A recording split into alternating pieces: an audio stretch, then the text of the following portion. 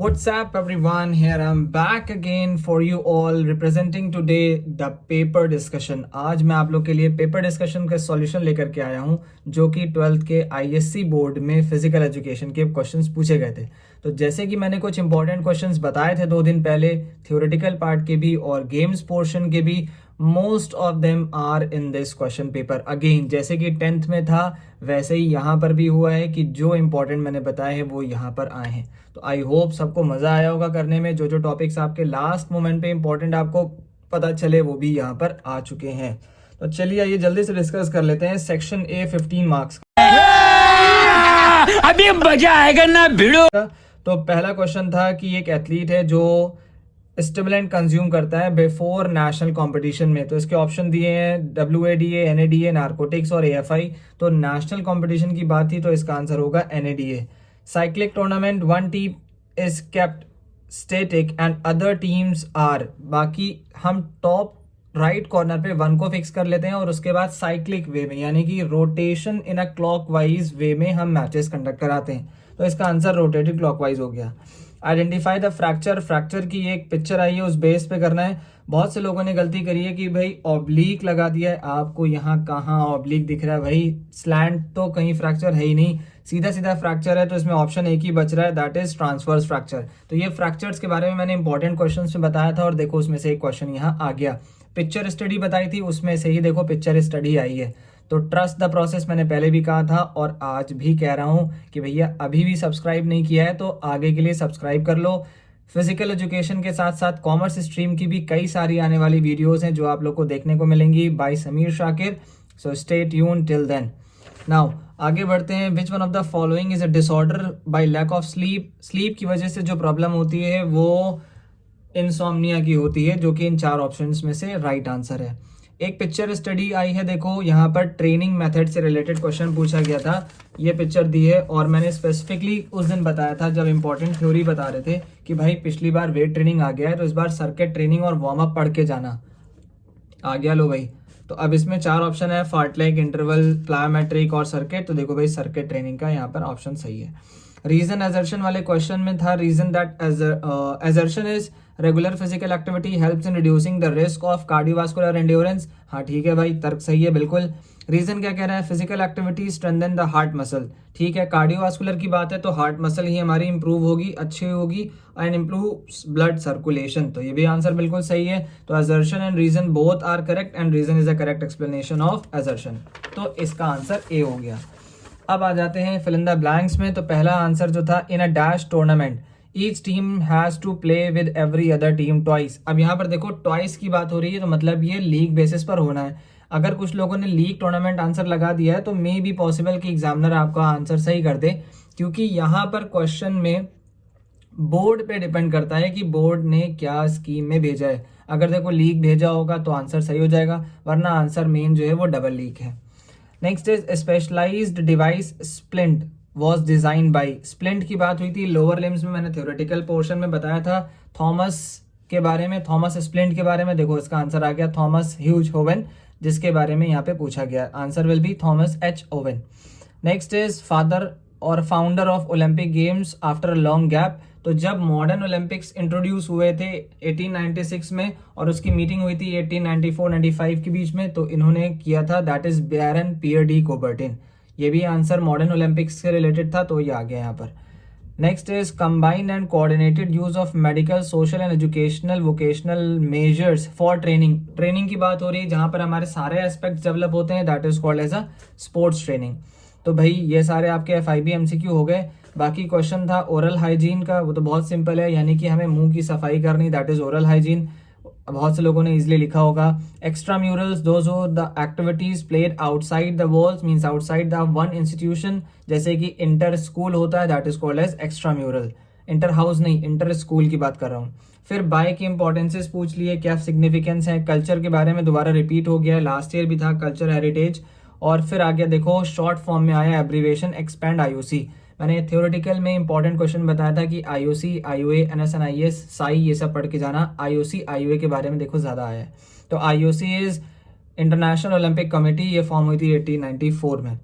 फिर आ गए कुछ इंजरीज के बारे में। चैप्टर नंबर 6 मैंने एक्सप्लेन किया था, सॉफ्ट टिश्यूज इंजरीज की कुछ स्पेशलिटी थी।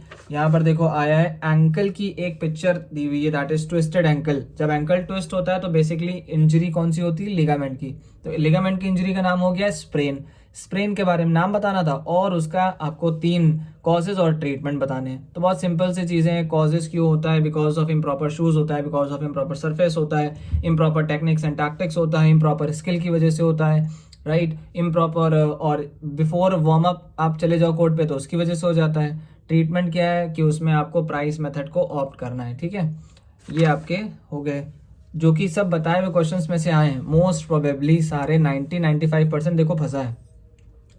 मैं पहले भी कह रहा था trust the process, don't trust me, but trust the process की अब क्या आएगा। My prediction is too accurate. Write short notes on the following. देखो नॉक नीज भी बताया था जो कि हमारे इंजरीज में आते हैं। तो इंजरीज डिसलोकेशन से रिलेटेड था ये, जहाँ पे बो लेग्स हो जाते हैं, वैसे कि हाथा ये हमारा इसी में ही है, सॉफ्ट टिश्यूज इंजरीज में ही। लेकिन हमारी बोन जो है वो बेंड हो जाती है, बेंड नहीं मतलब कर्व नहीं होती, लेकिन हाँ अंदर की तरफ मिल जाती है, that is called as a knock knees. और बाहर की तरफ जो बो होते हैं that is called as a bow legs. तो नॉक नीज के बारे में पूछ लिया।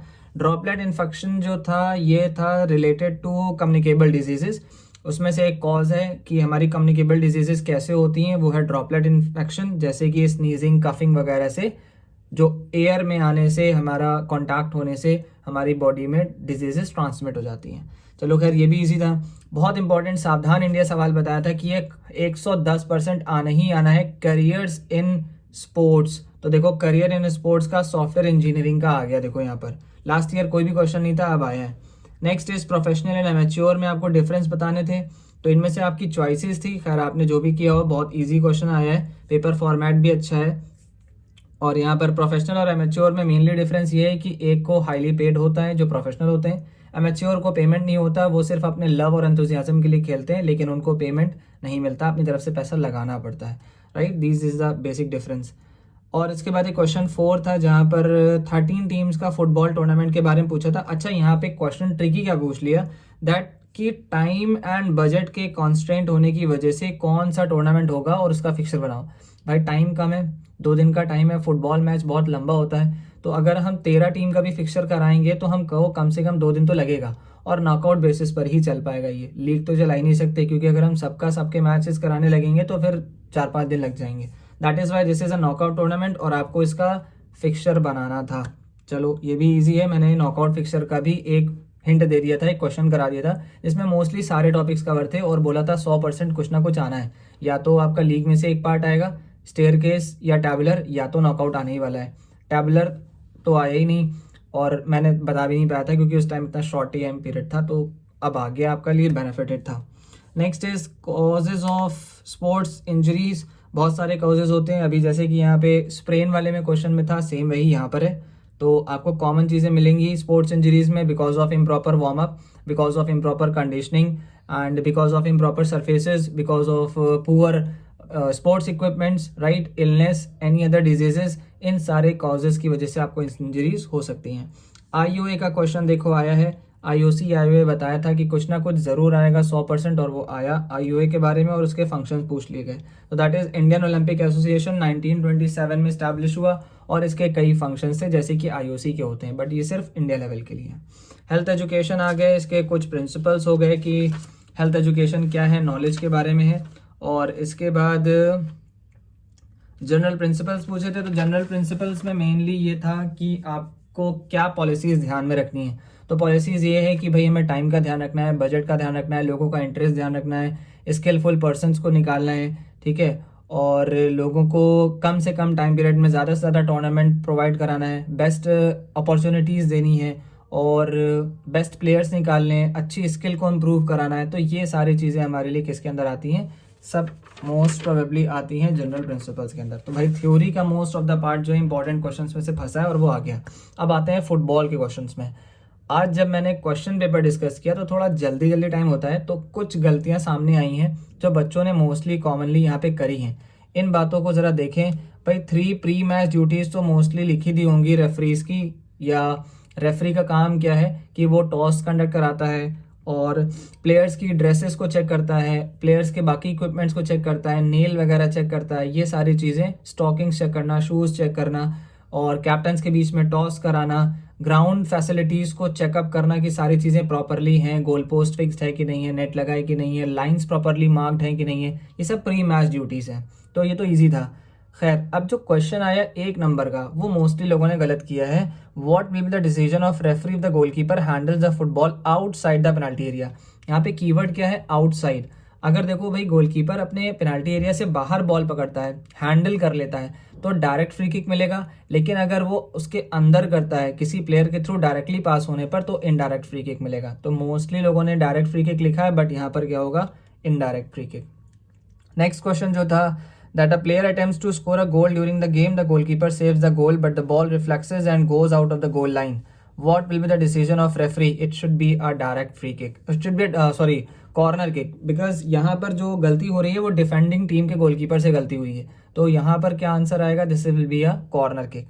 तो देखो भाई, कॉर्नर किक, गोल किक, सारी चीज़ें एग्जामिनेशन में आई हैं जो कल की डेट में मैंने इंपॉर्टेंट बताई थी। ठीक है, डायरेक्ट फ्री किक भी आ गया, इनडायरेक्ट फ्री किक में से भी कुछ पार्ट था, लेकिन लोगों ने गलत कर दिया। खैर, वो आंसर नहीं होगा।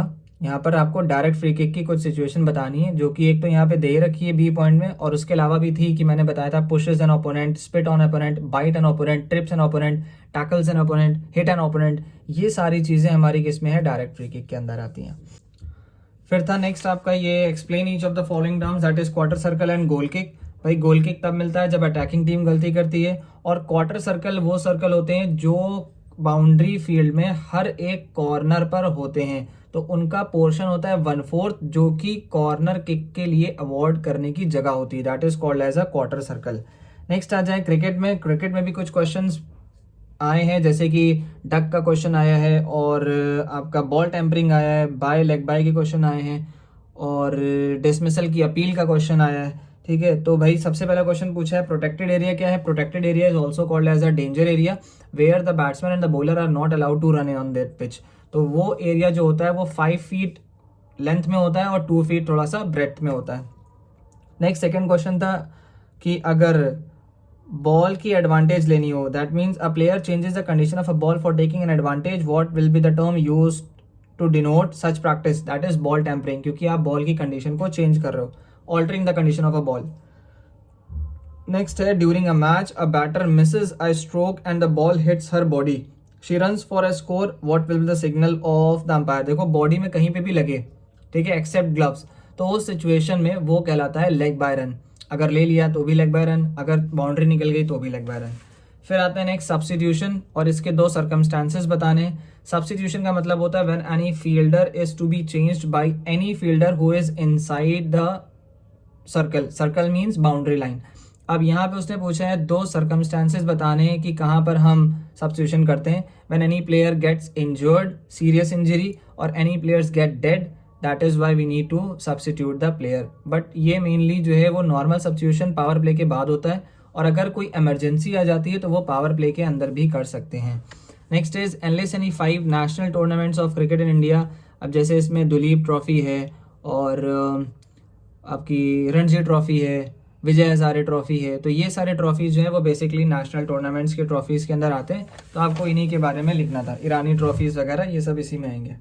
Next is golden duck. Golden duck का एक फॉर्मेट था जहां मैंने बताया था कि डक के लगभग 7 से 8 फॉर्मेट होते हैं, और उनमें जो कॉमन चीज़ है वो पूछी जाती है गोल्डन, प्लैटिनम, डायमंड और सिल्वर। तो गोल्डन डक का मतलब when a batsman gets out without scoring a run on the first ball of the inning, this is called as a golden duck. ठीक है, next is how is that. यहाँ पे कोई question नहीं पूछा गया। How is that is a type of appeal that a player do, generally a fielder और a bowler, so that they may ask for the dismissal of a batsman. जब कभी निक as होता है, बहुत हल्का सा फेंट एज होता है, LBW होता है, स्टंपिंग होती है, ये सब चीज़ें होती हैं हाउ इज दैट की अपील। ठीक है,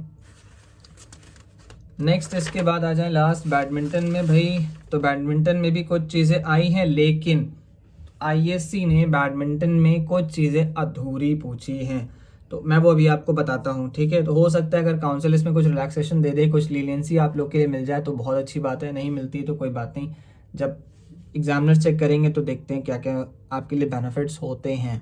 next is explain 3 types of service. तो 3 टाइप्स ऑफ सर्विस जो होती हैं वो बेसिकली लो, हाई और फ्लेक्स सर्विस होती हैं, जिसमें कम हाइट पर, लॉन्ग हाइट पर यानी कि लॉब सर्विस भी की जाती है और अचानक से फ्लिक सर्विस भी की जा सकती है। Next is what will the decision of the umpire if the shuttle lands in the back gallery. अब देखो यहाँ पे क्वेश्चन अधूरा है।